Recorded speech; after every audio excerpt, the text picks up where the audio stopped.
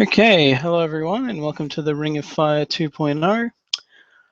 Hopefully, this works this time. For those of you who caught this last time I attempted it, you will have noticed that the audio was shit. Thankfully, a friend of mine known as Skeletroy on YouTube, check him out, he pointed that out to me, so here we go again on my own, going down the only road I've ever known. NXT Takeover R Evolution, which I still think is a shitty name, but I don't want to waste time on that. Okay, opening match was Kevin Owens versus CJ Parker, in which Kevin Owens won, of course. But I will give them credit that the way the match started, I really did think that CJ Parker was going to get squashed. And he didn't. So thank God. I mean, like, I don't really care much about CJ Parker, but it seems that the more someone jobs out, the more you're like, oh, can they catch a break? So it was nice that he actually got to look good and he just wasn't, he didn't, get completely dominated. I mean, shit. He hit a palm strike on Kevin so hard that it might have. Apparently, there are conflicting things of some people saying, well, maybe he just bladed or some shit like that. But honestly, I like to think that CJ Parker's palm strike was that legit, or like maybe he timed it wrong or something, and he just clocked Kevin in the nose so hard that it actually fucked his nose up and he started bleeding, which what an image to leave on in his debut NXT anyway match. Kevin Owens, like, being him and just, relishing in the victory and bleeding all over the place. If that isn't a way to tell you who this guy is, then I don't know what is. So good match from what I remember, and it's amazing to think that despite being as big as he is, and he's a lot smaller than he was before he came to WWE, because he seemed to progressively lose weight the closer he was to actually debuting with them. It's cool to see that he can still do some of that lucha shit, despite the fact that it's a kind of looks a deceiving thing. He's like a white Samoa Joe. Anyway, the second match was the Lucha Dragons of Kalisto and Sin Cara versus the Vaudevillains, Aiden English and Simon Gotch, for the NXT tag titles. Now, I kind of wish this match had got a bit more time, so like it had gone 10 minutes instead of almost 7 minutes. But for what it was, I liked it. The Vaudevillains didn't come off looking weak, which if they had, that would have been a bit pathetic considering how well, honestly, they've been built up to this point. But I'm glad the Lucha Dragons retained, because honestly, I really like Kalisto. I had seen like bits and pieces. I sort of knew who he was before he came to WWE as Samurai del Sol. Because goddamn, that guy is fucking amazing. If you haven't seen any of his PWG stuff, go find it. Go watch highlights on PWG's, Pro Wrestling Guerrilla's, I was going to say Facebook, YouTube page. And goddamn, you will see why this guy is so fucking amazing. I can see why he toned his style down a tiny bit, because WWE scheduled that would take a severe toll on his body. But even then, I honestly believe that this guy is the next Rey Mysterio. So that's pretty much all I've really got to say about that. Good match. The ending was a bit anticlimactic, but I don't really mind too much. Next up was the Baron Corbin squash of the night, where he defeated Ty Dillinger in 41 seconds. Pretty much, like, the funny thing is the crowd kind of gave up counting after they got past like 24, I think, or 25. And Bull Dempsey's just kind of there because they're trying to subtly, I guess, like, subtle as in Bull Dempsey didn't just run into the ring after the match and try to attack Baron Corbin. He just sort of stood there the entire time and then watched him leave. There was no physical interaction between the two. Obviously, you can't really say whether it was a good match or not because, well, let's face it, the match only went 41 seconds. So, yeah. Next up was the highly anticipated, I guess. I mean, like, I was looking forward to it, but I wouldn't really say I was really looking forward to it. Finn Balor. Is it Balor or Balor? I keep getting confused. Sorry about the mispronunciation. Like, if I'm getting it, like, it's one or the other. I think you can go with both, but I don't really give a shit. And Hideo Itami, which I know I'm pronouncing wrong, but I don't want to really put on a Japanese accent just to say it right. Against the Ascension of Connor and Victor. Thinking about it again, I don't think this match was flat out balls out amazing or anything, but it was good. I'm not going to say it was shit, and it wasn't forgettable or anything. There were some good bits. There were some bits that actually had me, like, audibly gasp or something like that. Like, I was as much into Hideo almost going for the GTS as the crowd was. I probably wasn't, that marking out that crazy, but I was definitely like, oh shit. And, it honestly, I'll put it this way. It did what it had to do, I guess.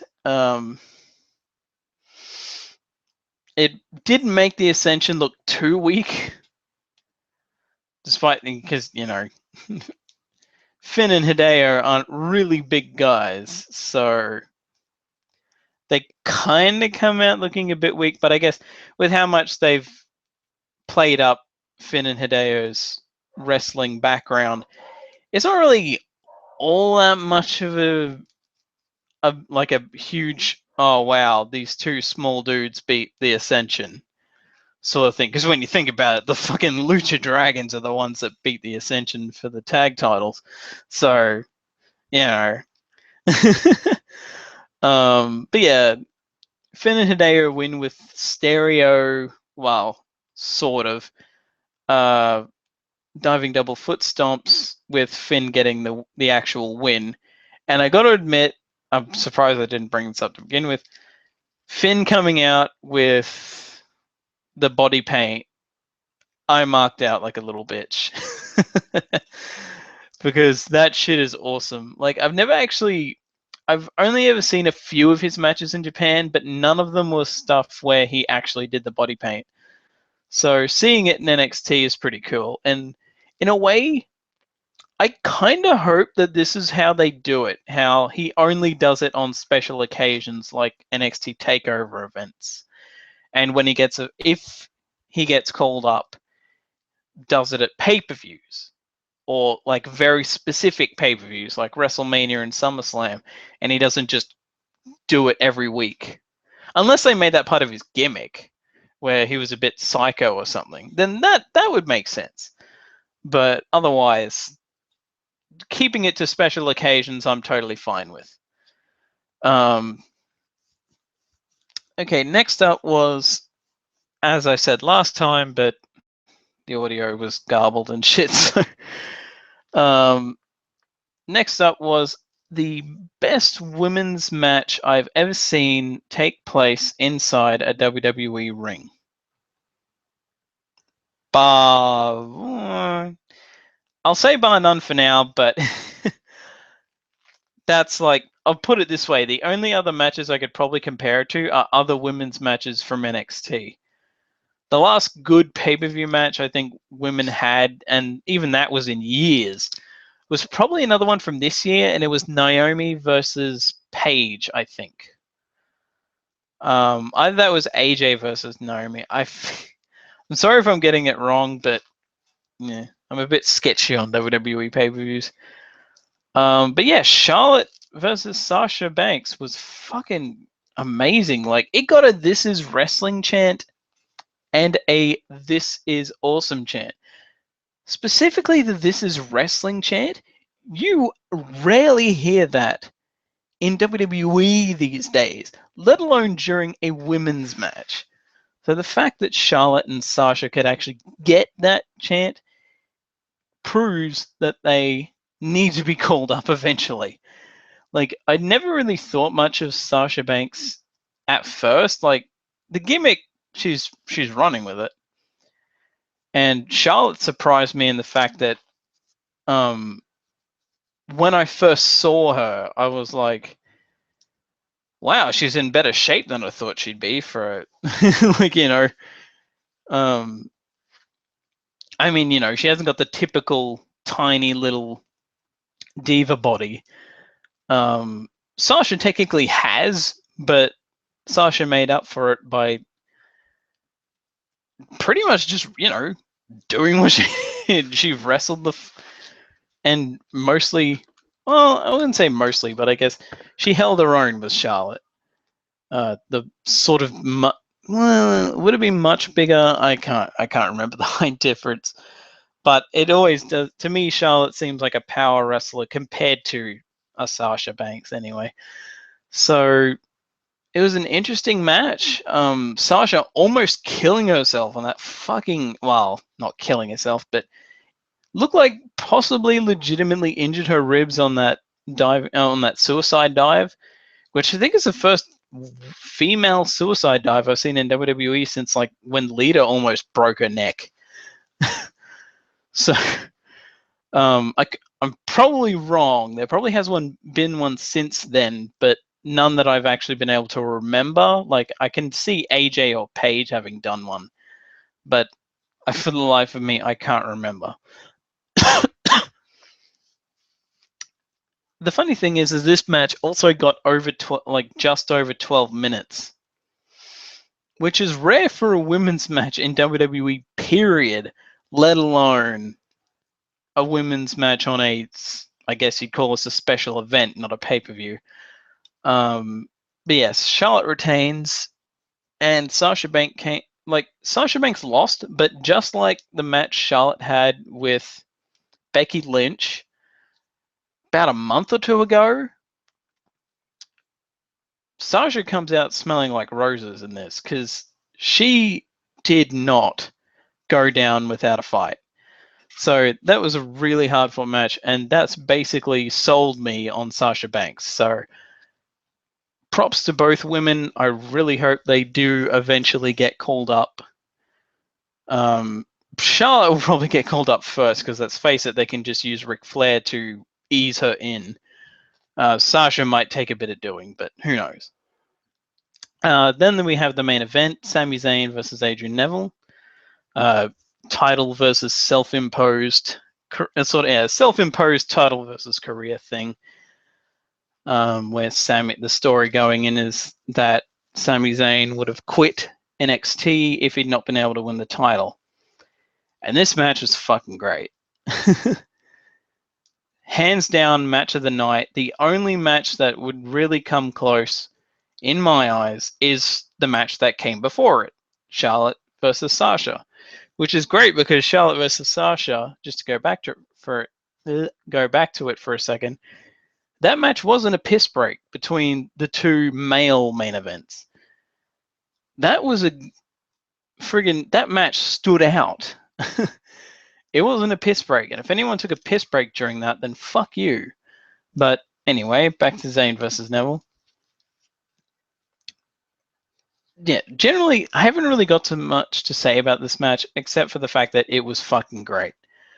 Like, the bit I love the most is, like, every little bit where Sami would go back, revert to the nice guy thing, which is weird because the only reason that seemed jarring to me was because Sami was like, okay, no more Mr. Nice Guy sort of an attitude going into this match. Like, he didn't shake hands with Adrian the week before. He slapped him across the face.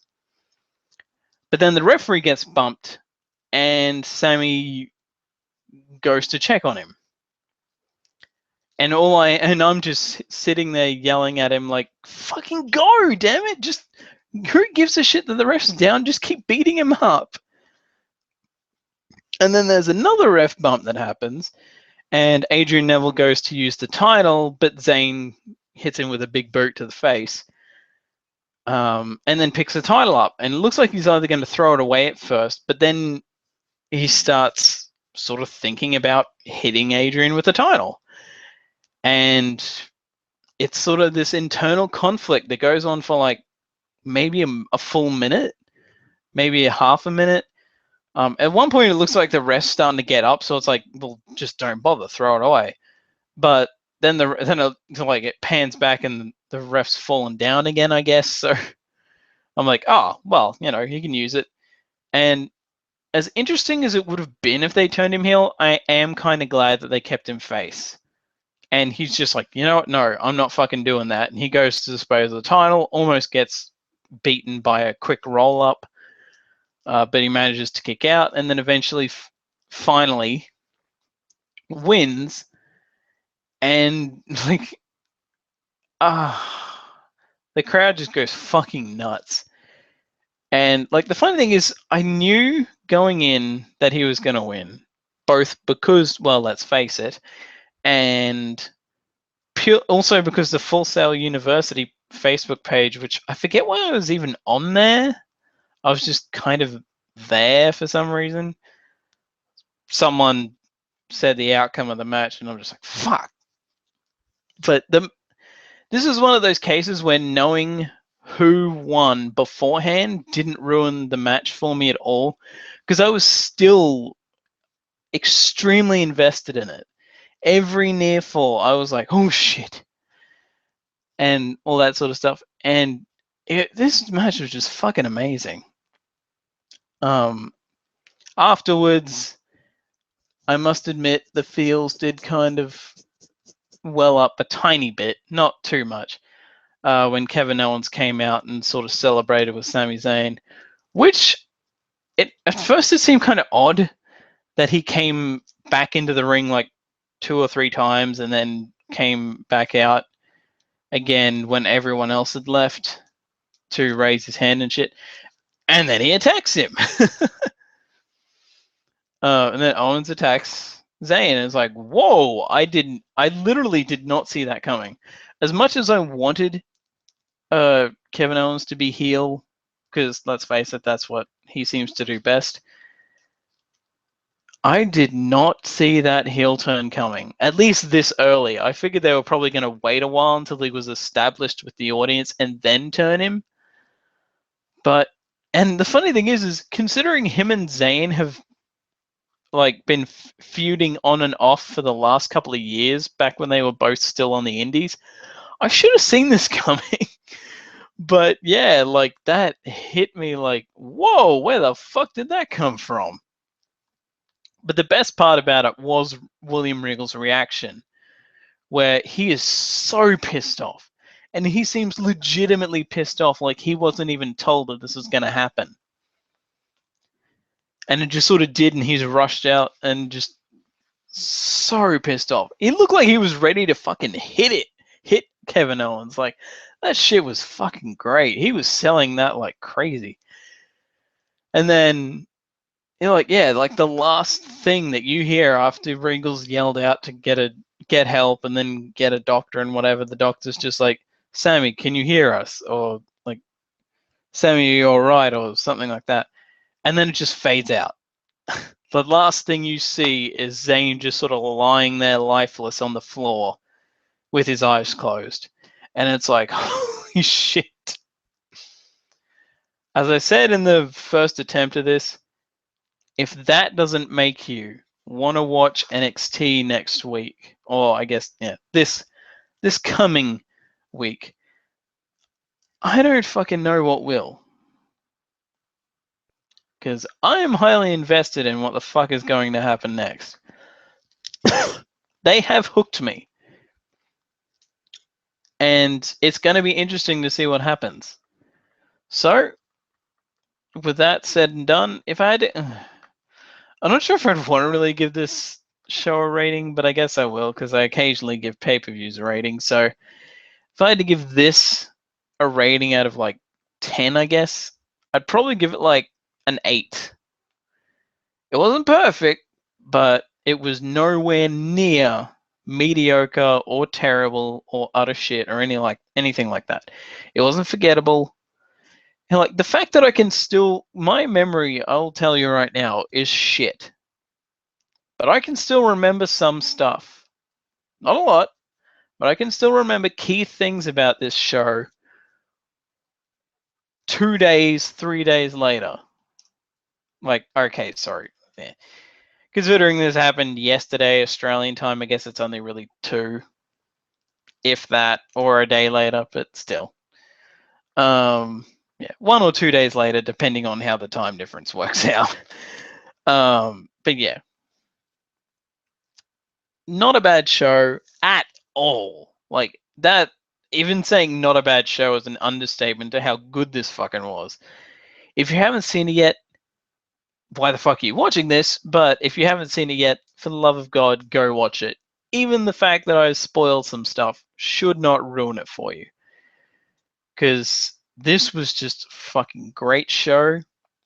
Can't wait for next week.